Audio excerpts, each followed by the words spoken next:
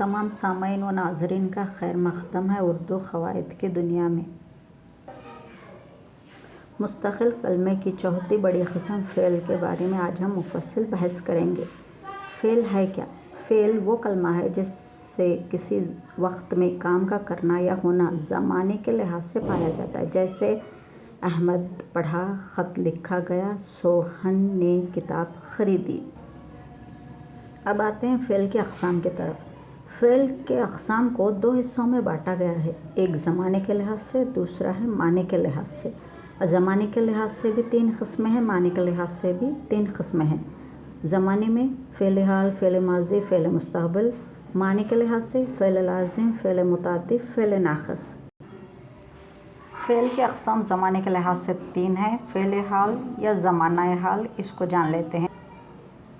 فعل حال وہ فعل ہے جس سے کام کا ہونا موجودہ زمانے میں پایا جائے، جیسے میں جاتا ہوں، تم کھاتی ہو۔ فعل ماضی یا زمانہ ماضی وہ فعل ہے جس سے معلوم ہوگا کہ تمام کام گزرے ہوئے زمانے میں واقع ہو، جیسے کہ احمد پڑھا، میں نے آم کھایا۔ فعل مستقبل یا زمانہ مستقبل وہ فعل ہے جس سے کام کا ہونا آئندہ زمانے میں پایا جائے، جیسے میں لاؤں گا، میں جاؤں گا یا پھر میں آم کھاؤں گی۔ اب فعل کی اقسام کو معنی کے لحاظ سے سمجھنے کی کوشش کرتے ہیں۔ پہلا ہے فعل لازم، وہ فعل ہے جو فعل پر ہی ختم ہو جائے، جیسے کہ آمنہ آئی، آم کھایا، لڑکیاں دوڑ رہی ہیں یا پھر غزالہ بیٹھی ہے۔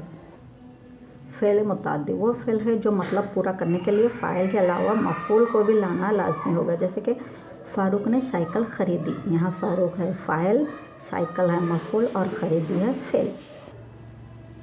تیسری قسم فعل ناقص وہ فعل ہے جو پورا مطلب ادا کرنے کے لیے اسم یا ضمیر کے علاوہ خبر کو بھی ظاہر کرے، جیسے کہ قیصر بیمار ہے، وہ لڑکا جاہل ہے۔ قیصر اسم ہے، خبر جو ہے اس میں بیمار ہے ناقص، فعل ناقص۔ وہ لڑکا جاہل ہے، اس میں وہ ضمیر ہے، لڑکا اسم، جاہل خبر، ہے ناقص۔